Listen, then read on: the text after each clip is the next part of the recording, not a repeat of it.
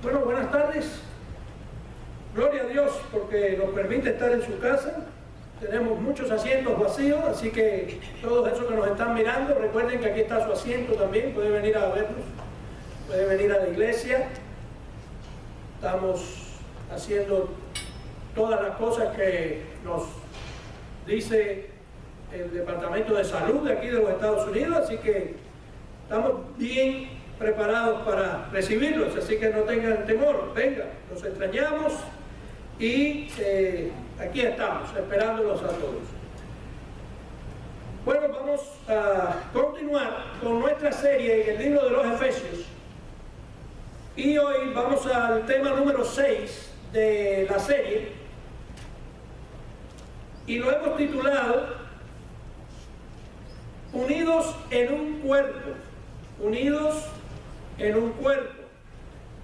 Para eso vamos a Efesios capítulo 2, vamos a leer del versículo 11 en adelante hasta el 22.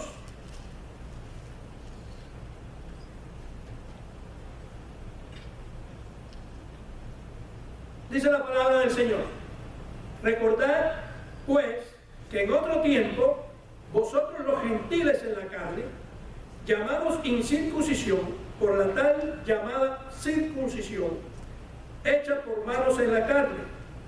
Recordad que en ese tiempo estabais separados de Cristo, excluidos de la ciudadanía de Israel, extraños a los pactos de la promesa, sin tener esperanza y sin Dios en el mundo.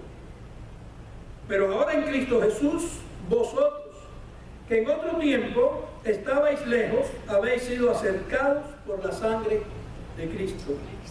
Porque Él mismo es nuestra paz, quien de ambos pueblos hizo uno, derribando la pared intermedia de separación, aboliendo en su carne la enemistad, la ley de los mandamientos expresados en ordenanzas, para crear en sí mismo de los dos un nuevo hombre, estableciendo así la paz, y para reconciliar con Dios a los dos en un cuerpo por medio de la cruz, habiendo dado muerte en ella a la enemistad, y vino y anunció paz a vosotros que estabais lejos, y paz a los que estaban cerca, porque por medio de él los unos y los otros tenemos nuestra entrada al Padre en un mismo espíritu. Así pues, ya no sois extraños ni extranjeros, sino que sois conciudadanos de los santos y sois de la familia de Dios, edificados sobre el fundamento de los apóstoles y profetas, conciudadanos de los santos, siendo Cristo Jesús mismo la piedra angular, en quien todo el edificio, bien ajustado, va creciendo para ser un templo santo en el Señor. Versículo 22. En quien también vosotros sois juntamente edificados para morada de Dios en el Espíritu. Oremos. Padre, gracias por este tiempo. Ayúdanos en este momento, Señor, a impartir tu palabra. Señor, que seas tú impartiendo tu palabra a través de mí, que no tenga yo palabras de hombre, sino palabras tuyas. Señor, prepara los corazones de todas las personas que van a estar mirando o escuchando este sermón. Y te pido en el nombre poderoso de Jesús, Señor, que haga el efecto por el cual fue enviado. Señor, prepara los corazones, prepara a cada persona. Ayúdanos en este momento a dejar cualquier carga, cualquier situación, cualquier problema a un lado, Señor, y enfocarnos en tu palabra, porque dice tu palabra que la verdad nos haría libre. Por eso ponemos todo lo que somos en este momento a un lado y nos enfocamos en recibir tu enseñanza. Señor, gracias y bendice tu palabra. En el nombre de Jesús. Amén y amén. Mis hermanos, antes de comenzar, quiero recordar el email, la información de lo que se va a hacer el domingo. Siempre que tenga un chancecito, abra su email y revise que ahí va a estar la información. Bueno, Efesios 2, del 11 al 12, unidos en un solo cuerpo. Comienzo con una pregunta a los que están aquí y a los que nos están observando. ¿Alguna vez te has sentido separado, excluido, rechazado, sin esperanzas de nada? Entonces, si la respuesta que tú acabas de dar es sí, pastor, yo me he sentido así, bueno, pues esta enseñanza es para ti. Creo que esta enseñanza es para todos nosotros, porque ¿quién no se ha sentido de esa manera? Ninguno que ha sido llamado a salvación está separado del amor de Dios ni del cuerpo de creyentes que es la iglesia. Nadie puede decir que todo aquel que ha sido llamado a salvación, que es una nueva criatura, esté exento del amor de Dios y de estar en comunión y ser parte del cuerpo de creyentes que es la iglesia, que es la novia de Cristo. Ahora Pablo, en este capítulo 2, del 11 al 22, pues va a él a contestar algunas preguntas, y una de las preguntas que va a contestar es una de las preguntas más controversiales de lo que es el evangelio moderno actualmente. La pregunta es la siguiente: ¿por qué son iguales los gentiles y los judíos creyentes en la iglesia? Creo que muchos pueden hacerse esa pregunta. Pero Pablo nos está diciendo que todos, lo mismo un judío que un gentil, necesitamos de esta enseñanza que él va a impartirnos en el día de hoy. ¿Para qué? Porque es importante que nosotros aprendamos cómo convivir con amor y en paz en medio de la congregación donde estamos. Eso es muy importante.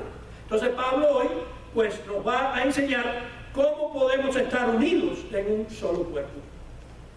La pregunta que le vamos a sacar al pasaje, he estado sacándole al pasaje, son estas. Número 1, ¿a quiénes se dirige Pablo en este pasaje? Número 2, ¿qué es un gentil? Yo sé que los que estudian Romanos ya saben, porque cuando llegamos a Romanos capítulo 10 en adelante, hablamos de la elección del pueblo de Israel y todo, y después viene Pablo hablando de lo que eran los gentiles, pues saben, pero un gentil es alguien que no es judío. Quiere decir, tú eres un gentil, yo soy un gentil. ¿Sí? Entonces Pablo va a decirnos aquí quién es un gentil y de qué y de quiénes estaban excluidos los gentiles. También nos va a enseñar cuáles son las diferencias que a menudo distancian a miembros de una congregación. Y eso es algo que se ve en todas las congregaciones, en todas. Ahora, vamos entonces a entrar expositivamente a el tema de esta tarde. Comenzamos con el versículo 11 al 13. Dice la palabra, nuevamente la leemos. Recordad pues que en otro tiempo vosotros los gentiles en la carne, llamados incircuncisión por la tal llamada circuncisión hecha por manos en la carne. Recordad que en ese tiempo estabais separados de Cristo, excluidos de la ciudadanía de Israel, extraños a los pactos de la promesa, sin tener esperanza y sin Dios en el mundo. Versículo 13. Pero ahora, ¿se recuerdan el pero Dios? Pero ahora, en Cristo Jesús, vosotros que en otro tiempo estabais lejos, habéis sido acercados por la sangre de Cristo. Hermano, el problema que existía era grande. Usted está mirando toda la situación que está sucediendo ahora. ¿Por qué prácticamente es, porque están hablando de racismo unos con el otro. Bueno, en ese tiempo también sucedía entre gentiles y judíos. El problema entonces que estaba existiendo en esto cuando Pablo escribe su carta era bastante grande. Nosotros debemos de entender la separación que existía entre judíos y gentiles para poder entonces apreciar la enseñanza de este pasaje y aplicárnoslo a nosotros. Acuérdense que todo lo que la Biblia nos enseña no es para que sea puro conocimiento. Lo que la Biblia nos habla, lo que la Biblia nos enseña, lo que podemos escudriñar a través de ella, no es solo conocimiento, es aplicárnosla a nuestra vida. Si no, no hay cambios. El versículo 11 no expresa una realidad solo teológica, sino también nos está expresando una realidad social. La incircuncisión era un término de sumo desprecio y odio. Y Pablo reprocha al judío. ¿Recuerda cuando se lo dijo a Pedro y a Bernabé, que estaban haciendo alarde de su circuncisión? Entonces, eso era un problema. La incircuncisión era lo que los gentiles tenían. No había circuncisión en ellos. Solamente iba a ser circuncidado el que fuera, ¿qué? Judío. Entonces la incircuncisión era un tema de sumo desprecio y de odio, y Pablo reprocha al judío señalando que la circuncisión es una distinción solo del cuerpo, porque Romano nos dice que la verdadera circuncisión está ¿dónde? En el corazón, ¿verdad? Ahora, por otro lado, el gentil consideraba al judío enemigo de la raza humana. Hoy, como dije ahorita, estamos mirando que el nacionalismo y el racismo no son males del mundo moderno actual. Esto viene desde la época de Jesús. ¿Lo están mirando? Gentiles contra judíos. ¿Se recuerdan las samaritanas? Los samaritanos, ¿quiénes eran? Personas que eran rechazados por completo. Al tú no ser judío, pues el judío te rechazaba. Cuando Pablo viene y dice, no, la circuncisión no es la que ustedes practican, la circuncisión es la del corazón, ¿verdad? Entonces reprende a quién, a Pedro, a Bernabé y a esos apóstoles que estaban haciendo, hablando todas esas cosas en el pueblo. Ahora, los apóstoles y otros judíos, a través de todas estas cosas que estaban sucediendo, tuvieron que aprender, como Pablo y Bernabé, como se lo estaba diciendo, a predicar el mismo mensaje, tanto para gentiles como para judíos. ¿Sí? ¿Por qué? ¿Cuál es el mensaje clave o principal del Evangelio? La salvación en Cristo. Ese es el mensaje. Lo mismo para un gentil que lo mismo que para un judío. El mensaje no era decir la circuncisión te salva o la incircuncisión te hace el montón. No, el mensaje principal que tuvo que aprender todos los apóstoles, todos los predicadores de ese tiempo, incluyendo a Pablo, es el mensaje principal, la salvación en Cristo Jesús. Ese es el único mensaje que nosotros debemos traer al púlpito o hablar con las personas, ¿sí? ¿Qué pasaba? Que los judíos, ellos creían que para poder ser salvos tenían que pasar por ese sistema de circuncisión y de todas esas cosas. Eran costumbres que guardaban los judíos en aquella época. Eran costumbres que ellos tenían en su propia vida, la manera de vestir, la manera de comer, la manera de vivir. Eran costumbres, los gentiles no tenían esas costumbres, por eso eran rechazados, ¿sí? Entonces, la vida, la casa, la comida, la existencia del mundo gentil era un mundo, cuando se decía gentil era una persona sucia, una persona inmunda. Para el judío eso era lo que significaba un gentil en ese tiempo.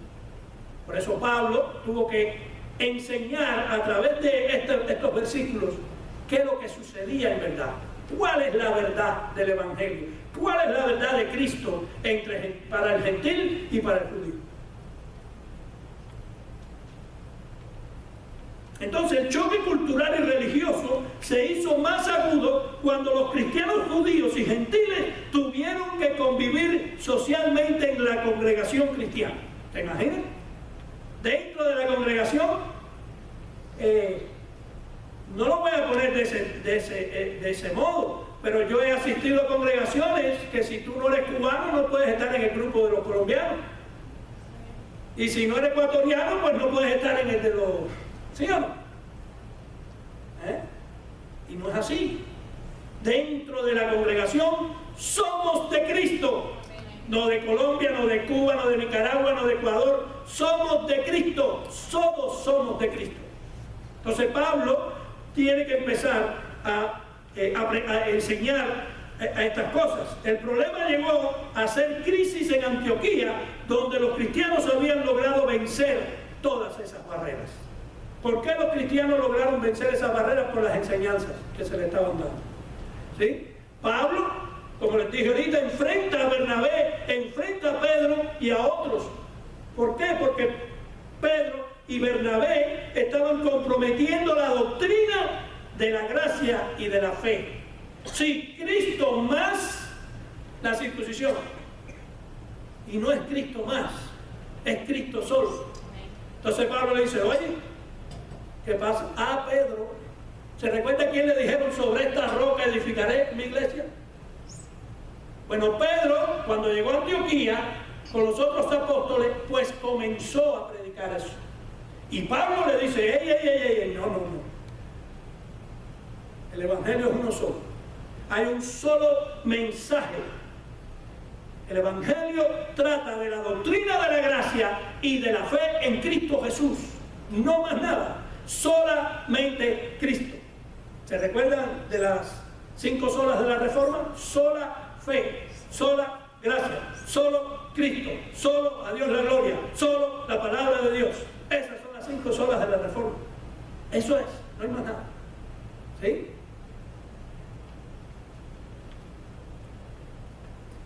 También el distanciamiento entre el judío y el gentil iba mucho más allá que solo en lo cultural y social.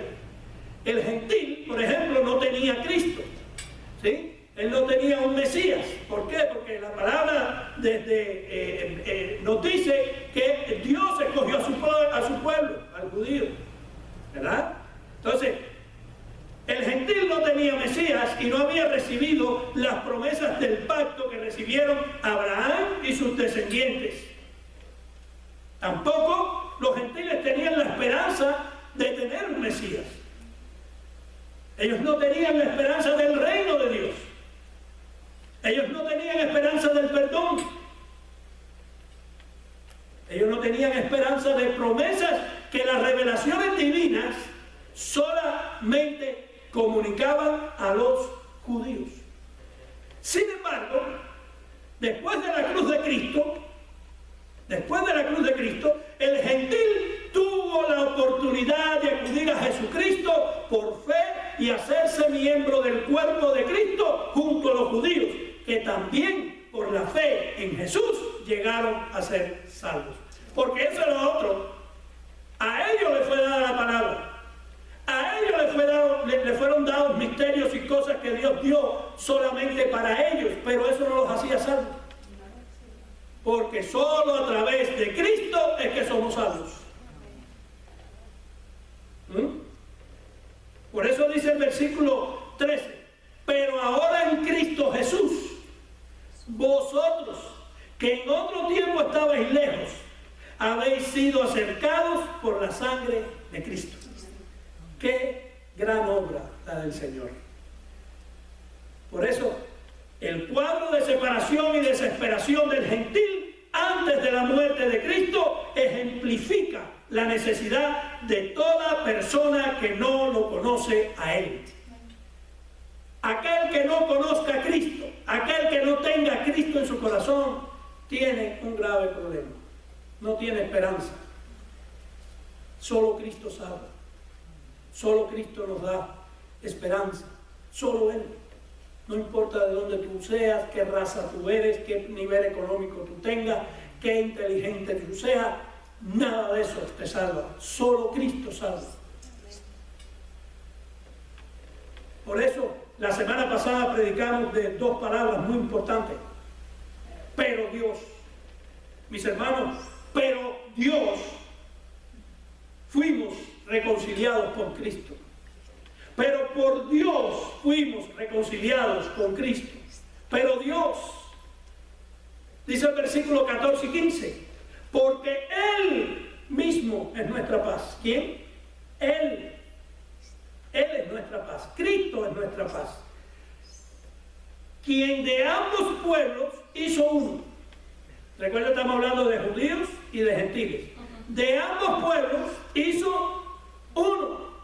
Y ahora mira lo que dice, porque esto era importante en esa época. En el templo había una pared que los gentiles no podían pasar para allá. Solo judíos, decía la puerta, era la pared. Me dice, quien de ambos pueblos hizo uno, derribando la pared intermedia de separación, aboliendo en su carne la enemistad, la ley de los mandamientos expresados en ordenanzas, para crear en sí mismo los dos un nuevo hombre. Entonces espérate. Judíos, gentiles y ¿qué más? Y un nuevo hombre.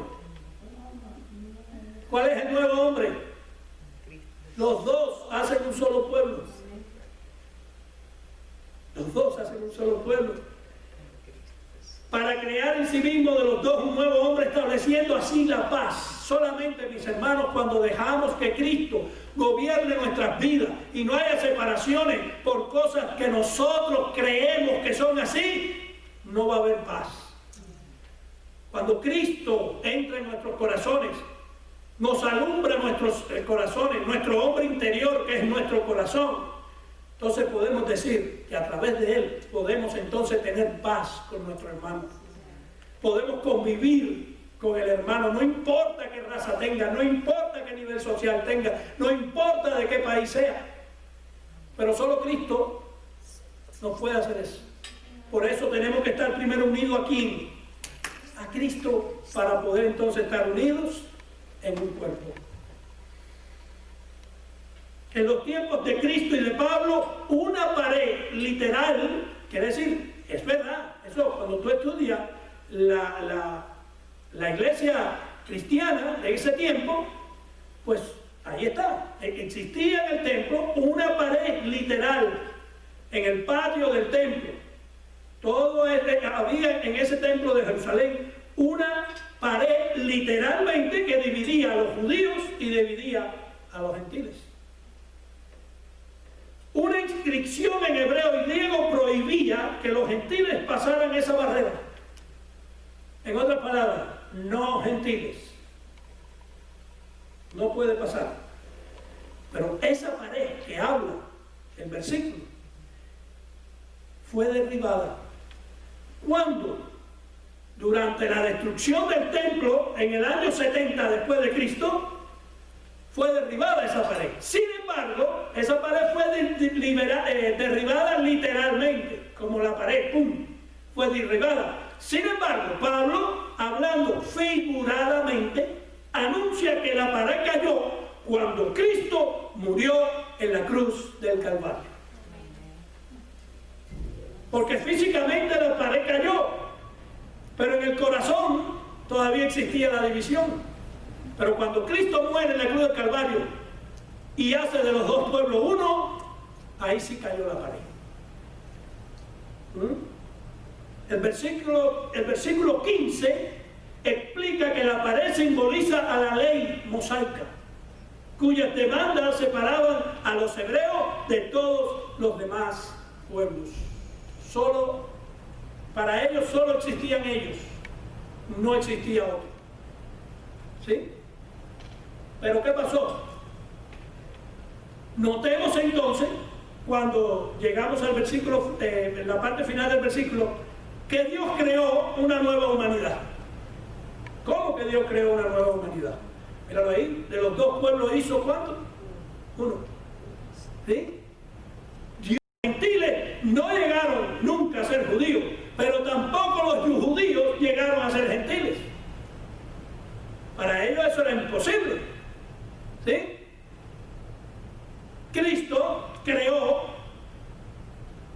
en sí mismo de los dos un solo y nuevo hombre.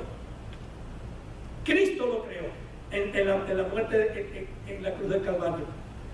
Clemente de Alejandría escribió hace muchos siglos esto que dice así: nosotros, los que adoramos a Dios de una manera nueva, como la tercera raza, somos los cristianos. Estaba el judío, estaba el gentil y estaban los cristianos. ¿Quién eran los cristianos? No es que eran personas especiales, no, los cristianos eran de los judíos, los que creyeron en Cristo, de los gentiles, los que creyeron en Cristo. ¿Y quiénes son los cristianos? Los que creen en Cristo. ¿Ves? Eso. En este pasaje, el nuevo hombre no es el individuo, sino el cuerpo de Cristo. Ahora, cuando se habla del cuerpo de Cristo, ¿de qué se habla? De la iglesia. Mis hermanos, la iglesia es importante. No, porque ¿para qué me voy a congregar si nosotros somos la iglesia? ¿Tú no has escuchado eso? Eso está mal interpretado. Eso es para poder poner una justificación en nosotros. No, la iglesia, el cuerpo de Cristo es de Cristo. Para eso Dios la creó, para que vengamos a congregarnos, para que vengamos a estar unos con otros, para que vengamos a aprender a querernos unos a otros, para que aprendamos a venir a escuchar su palabra. La iglesia, esto que está aquí, es importante. Es importante. No lo digo yo, lo dice la palabra de Dios.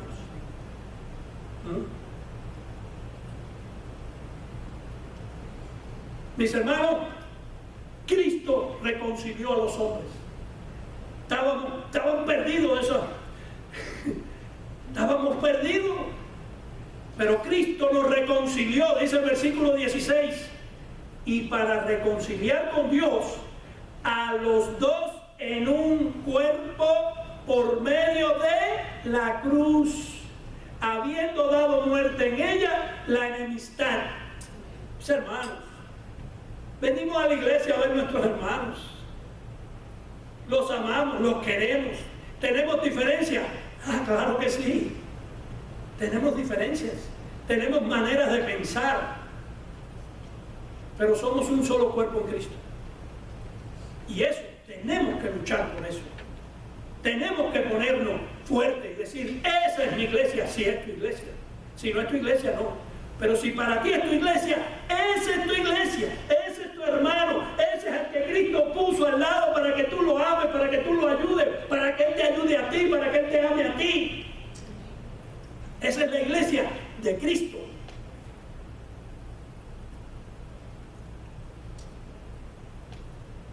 Y para reconciliar con Dios, mira cómo empezó. Jesucristo, mis hermanos, en su muerte formalmente reconcilió a los redimidos. Primero, con Dios, y segundo, a ambos en un solo cuerpo. ¡Wow! ¡Qué tremendo! Yo veo ahora actualmente personas que antes iban contigo a la iglesia y ahora dicen, no, es que ahora yo soy judío. Qué poco entendimiento de la Escritura. Yo no necesito ser judío. Yo nací gentil. Yo lo que necesitaba era Cristo. Y el judío necesita a Cristo. Porque es solo Cristo. No es una ley de hombres. Que en definitiva, esa ley también la dio Dios.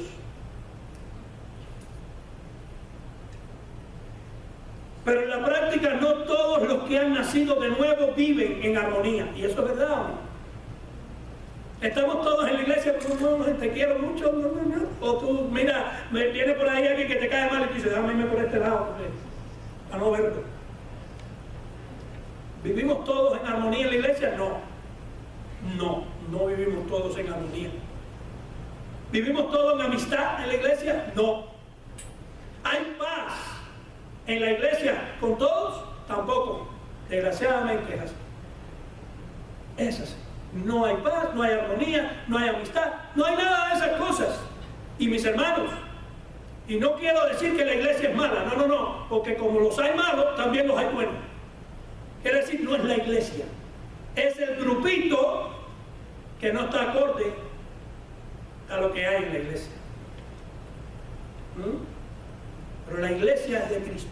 Y vinimos a la iglesia, solamente venimos a tener coinonías unos con otros, a amarnos unos a otros, a fortalecernos unos a otros.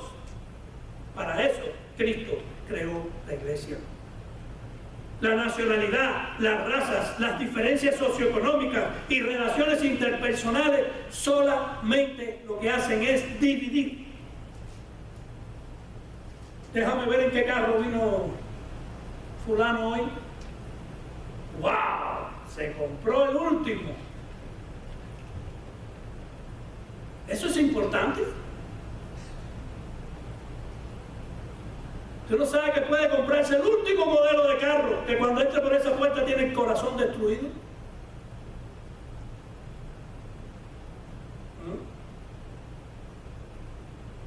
O, ya ve, aquel cada vez que entra por ahí es quejándose. ¿Lo vas a criticar también? En vez de decirle, mi hermano, aquí seguimos hasta que Cristo te cambie. O me cambia a mí, o yo no sé qué pase. Pero para eso estamos, no para criticarnos, no para estar sentados en la iglesia solamente cogiendo faltas. Eso no fue lo que Cristo trató de hacer con su iglesia. Él no hizo eso. La nacionalidad, la raza, las diferencias socioeconómicas, las relaciones interpersonales, también las costumbres cristianas. Si no cree lo que yo creo, si yo tengo una diferente exposición del versículo, él está mal. ¿Quién te dijo?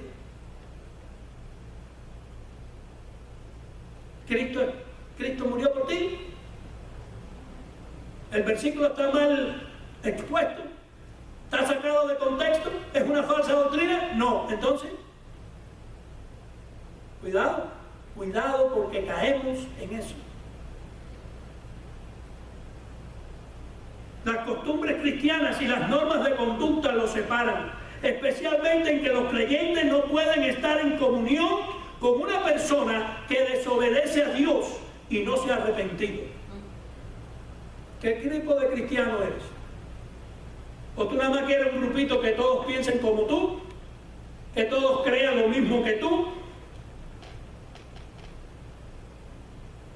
No. En la iglesia vamos a ver personas que van a pensar de una manera diferente, van a tener una cultura diferente. Pero eso no quita que no sea hijo de Dios también.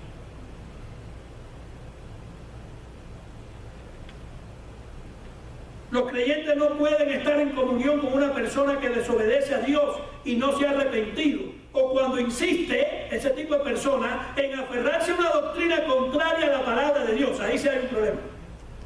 O cuando causa divisiones en la iglesia. Eso es lo que pasa.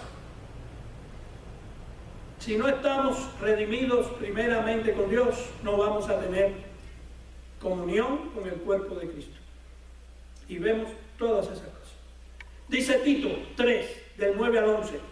Pero evita controversias necias, genealogías, contiendas y discusiones acerca de la ley, porque son sin provecho y sin valor. Al hombre que cause divisiones, después de la primera y segunda amonestación, deséchalo, sabiendo que el tal es perverso y peca, habiéndose condenado a sí mismo. ¿Para qué está el pastor? ¿Para fajarse?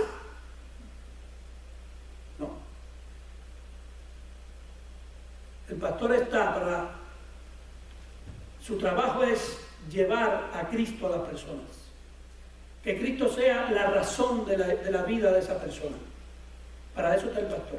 No para causar contiendas ni divisiones, ni estar involucrado en todo eso. ¿Verdad? Para eso el Señor tiene el control. ¿Sí? También Cristo reconcilió a los hombres, pero Cristo también anunció la paz. Dice el versículo 17 y 18. Y vino y anunció paz a vosotros que estabais lejos y paz a los que estaban cerca. Porque por medio de él, los unos y los otros, tenemos nuestra entrada al Padre en un mismo espíritu.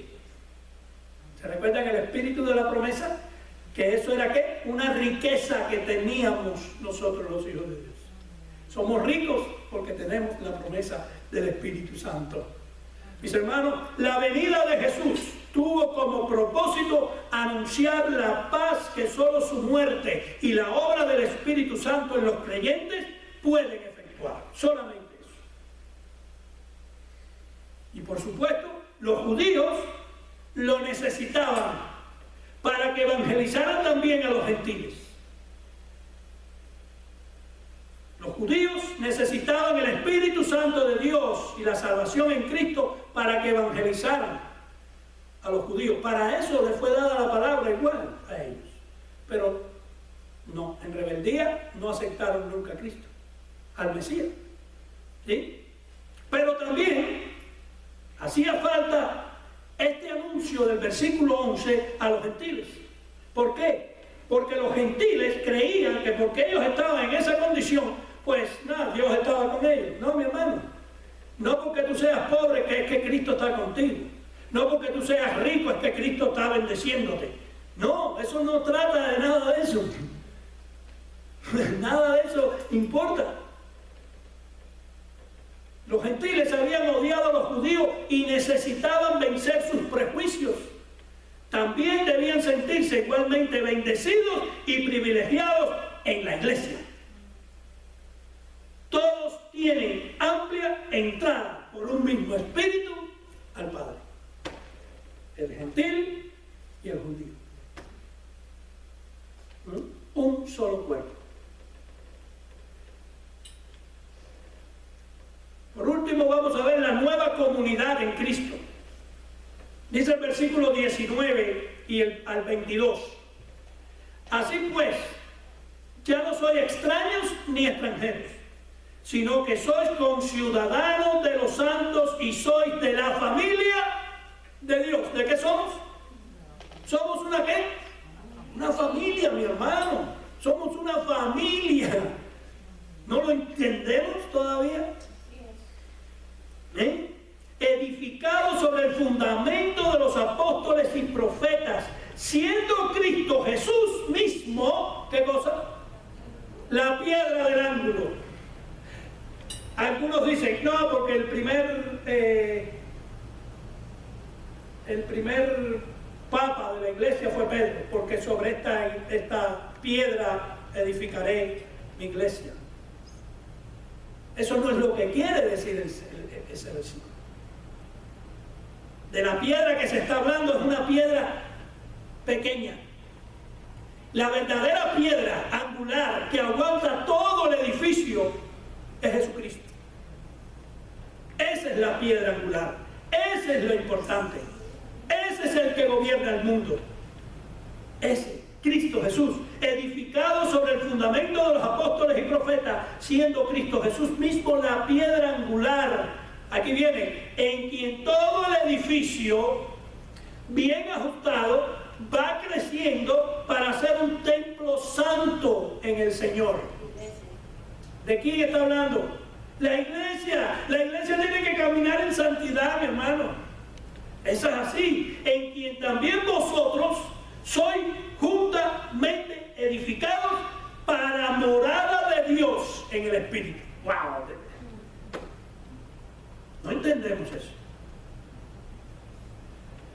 Mis hermanos, mira, este libro de los Efesios aquí, ahora, que vamos a estar en este versículo del 19-22, mira cuál es el privilegio que nosotros tenemos al estar en el cuerpo de Cristo, al estar en la iglesia. Mira el privilegio que es estar sentado aquí los domingos, mirando a nuestro hermano, aprendiendo su palabra, edificándonos. con los apóstoles, con los profetas. Ese es el fundamento de la sana doctrina. Mira, primer beneficio, tenemos una nueva ciudadanía. Mira, versículo 19a, así pues, ya no soy extraños ni extranjeros, sino que soy conciudadanos de los santos. Una nueva ciudadanía tenemos. Ya no soy boricua, ya no soy nicaragüense, ya no soy cubano, ya no soy ecuatoriano, ya no soy colombiano. Ahora soy hijo de Dios, soy de Cristo. Tengo una nueva ciudadanía, soy conciudadano de los santos. Recuerden que al principio dijimos que ellos estaban separados, los gentiles, ¿sí? Pero ahora a través de Cristo tienen una nueva nación también. Número 2, tenemos una nueva familia. Versículo 19b, sois de la familia de Dios. En el Nuevo Testamento está la figura más común de la iglesia. Pablo instruye a Timoteo para que tratara a los cristianos como padre, como madre, hermanos y hermanas, cada vez que se refería a ellos. Esos son términos de cariño, compromiso y relación permanente. Entre familiares se conocen las debilidades y las virtudes de los demás. Se sacrifican los unos por los otros. En el cuerpo de Cristo también encontramos conocimiento, encontramos confianza, encontramos cariño, encontramos compromiso y encontramos sacrificio. ¿Por qué? Porque tenemos una nueva familia. Nosotros somos de la familia de Dios.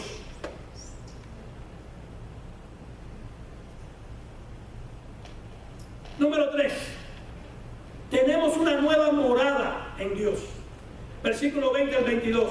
Edificados sobre el fundamento de los apóstoles y profetas, siendo Cristo Jesús mismo la piedra angular, en quien todo el edificio, bien ajustado, va creciendo para ser un templo santo en el Señor, en quien también vosotros sois juntamente edificados para la morada de Dios en el Espíritu. Mis hermanos, mira, ser parte del templo de Dios donde mora el Espíritu Santo es el privilegio más grande que pudiera tener cualquier persona. Ese es el privilegio, pertenecer al cuerpo de Cristo. La palabra iglesia, recuerden, es la palabra eclesía, que significa que los que son sacados de el mundo. Dios te sacó del mundo y te puso aquí en la iglesia, porque la iglesia está supuesto a ser de todos hijos de Dios, convertidos en el Señor, nuevas criaturas.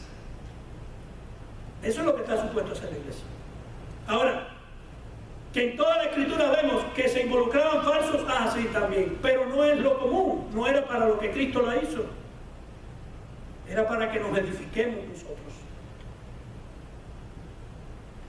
Ser parte del templo de Dios donde mora el Espíritu Santo es el privilegio más grande del gentil. Aunque creyera en el Dios de los judíos y adorara a Jehová en verdad, el gentil de antaño no se le permitía estar cerca de la presencia del Señor en el templo judío. No podía. Ahora, todos los creyentes gentiles forman parte del templo donde reside la presencia de Dios. La iglesia es casa de oración, será llamada. La iglesia es la morada de Dios. La morada divina en el mundo está dentro de la iglesia y de cada creyente. ¿Ya tú ves? Sí, no, porque nosotros somos la iglesia. Sí, nosotros somos la iglesia, pero también el grupo de creyentes es la iglesia. ¿Ves? Entonces, por medio de los apóstoles y profetas, Dios comunicó las verdades que ahora tenemos en el Nuevo Testamento. Pero la piedra del ángulo es la primera que los constructores colocaban en una esquina para iniciar y orientar los cimientos del edificio. ¿Quién aguantaba el edificio? Muchos dicen, no, las columnas. Sí, las columnas son importantes, pero el cimiento de abajo es lo que aguanta todo eso. ¿sí? La piedra del ángulo es la para iniciar y orientar los cimientos. Jesucristo es esa primera piedra que orienta a todos los demás para que la iglesia glorifique a Dios. Hay un propósito por el cual Cristo hace todo esto. ¿Cuál es? ¿Cuál fue la primera enseñanza del libro de los Efesios? Fuimos creados para... Eso es, mi hermano, para eso estamos aquí. Para eso estamos aquí. Entonces, el maravilloso mensaje de Cristo aquí es que cuando murió, Él reconcilió a los gentiles y reconcilió a los judíos. Entre ellos fueron reconciliados. Cristo hizo posible que cualquier persona pudiera unirse con otra en el cuerpo de Cristo, no importando la enemistad, no importando las diferencias, no importando las costumbres que cada cual trae. Es que yo en Colombia me gusta hacer el arroz así y yo en Nicaragua lo hago así. Bueno, no, eso no importa. ¿Tú sabes qué? Eso es fácil. Un día el colombiano invita al nicaragüense y comen del arroz colombiano, y después el colombiano va a la casa del nicaragüense y se come el arroz de Nicaragua. Para eso fuimos creados. Y si no, invita que al pastor, que se come cualquiera. Hermano, para concluir, así es como el apóstol Pablo concluyó este capítulo 2. Estamos dando final a este capítulo 2. Él lo concluye con una oración a favor de los creyentes de Éfeso. Él concluye 2, teniendo en cuenta que las verdades de la palabra de Dios requieren de su ayuda, de su guía, para no ser solo entendidas, sino también aplicadas a la vida práctica. Todo lo que acabo de decir, o mejor dicho, todo lo que Dios dijo a través de Pablo, que yo he tratado aquí, no es para que ahora salgas ahí diciendo, wow, no sabía que es gentil. No, es para decir, bueno, Señor, ¿y yo? ¿Qué hago yo? ¿Cuál es mi parte ahora? El amor de Dios por nosotros fue revelado en el sacrificio de Cristo en la cruz. Oramos entonces para que usted pueda abrirse totalmente a la influencia del Espíritu de Dios, de manera que Él actúe en su corazón y usted pueda depositar su fe en el Salvador, en el Señor Jesucristo, y así, entonces, convertirse en una piedra viva, más incorporada a ese organismo vivo. Cuando tú eres una piedra viva, este organismo de la iglesia está vivo. Pero tienes que ser una piedra viva. Hay que ser una piedra viva. Tenemos que entender, y lo hemos estado predicando en este púlpito por varios años, Dios está en control de todo. Sigamos nosotros como piedra viva, creyéndole a Dios y haciendo lo que nos corresponde a nosotros. Nosotros somos una piedra viva que cuando nos reunimos nos estamos juntando a otra piedra viva. Yo soy una piedra viva, Lupita es una piedra viva, Edgar es una piedra viva, todos los que están aquí son una piedra viva, para que nos juntemos como una piedra viva. No decir yo soy piedra viva y viva, bye bye. No, somos piedra viva. Por eso, cuando pasa algo en la iglesia, el cuerpo de Cristo se daña. A veces creemos que le vamos a hacer daño a una persona y le estamos haciendo daño a muchas personas. Eso pasa. Nosotros somos piedras vivas que nos añadimos a otras piedras vivas que están continuamente siendo añadidas a ese edificio espiritual que Dios está construyendo aquí en la tierra. Dice la frase del día para irnos: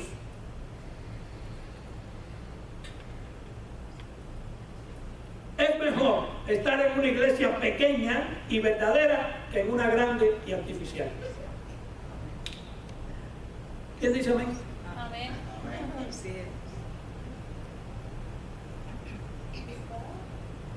Es mejor estar en una iglesia pequeña y verdadera que en una grande y artificial. A.W.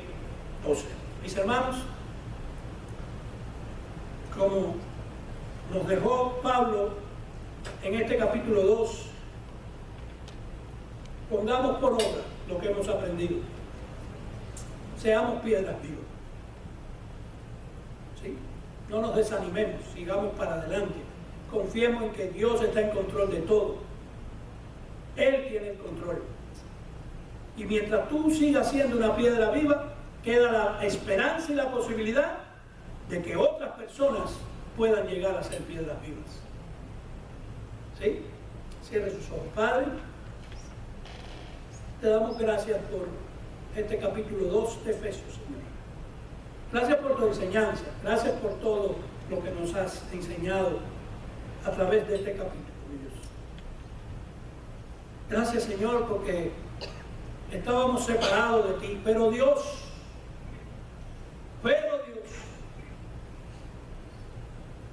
nos permitió, a través de su sangre en la cruz del Calvario derramada, que pudiéramos llegar a ser un solo cuerpo.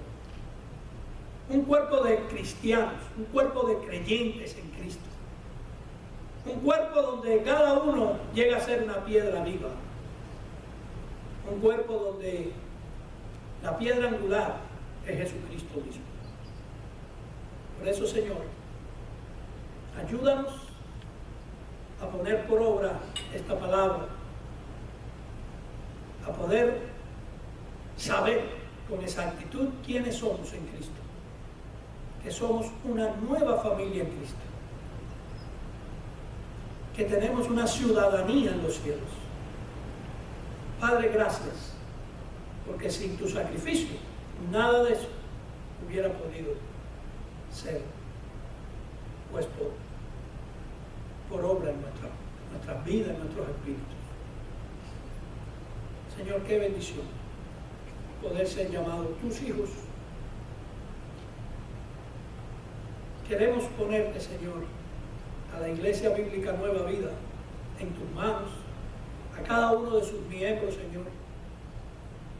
Que tú puedas trabajar en sus corazones, Señor. Ponerles a ellos, Señor, esa chispa que emprenda la piedra viva. Padre, cuídalos, cuida a su familia, a todos los que estamos aquí, Señor. Ayúdanos a ir de regreso a nuestros hogares. Ponnos siempre a alguien, Señor, para hablarle de tu palabra. Y más que eso, ponnos, Señor, la posibilidad de demostrar con nuestra actitud, donde quiera que estemos, que tú vives en nosotros. Gracias, Padre, por tu amor, por tu misericordia, porque tú tienes el control de todo, de pandemias, de problemas raciales, de todo tú tienes el control.